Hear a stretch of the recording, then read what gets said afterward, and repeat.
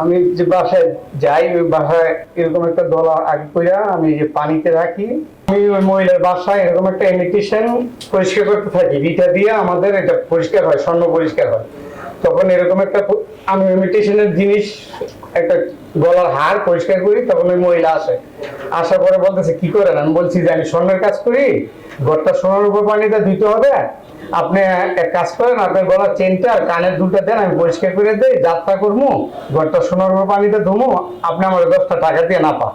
তো ওই আপারে কতটুকু দেশি মাছ টাছ আনি, কতটুকু আম আনছি, দুধ আনছি, পরে মহিলাকে দিই, দেওয়ার পরে মহিলা মনটা বলে যায়, পরে করে নেন দেন।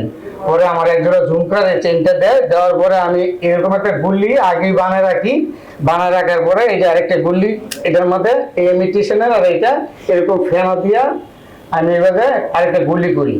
গুল্লি করার পরে এরকম একটা গোল আকারে করি, করে বলি আপা এই নেন আপনার এইটা, এটা ই করেন, আধা ঘন্টা লাগবে, আপা এই বাটিটা আপনি ফ্রিজে রেখে দেন, এটা 20 মিনিট আধা ঘন্টার ভিতরে খুলবেন না, এটার মধ্যে এসিডের পানি আছে।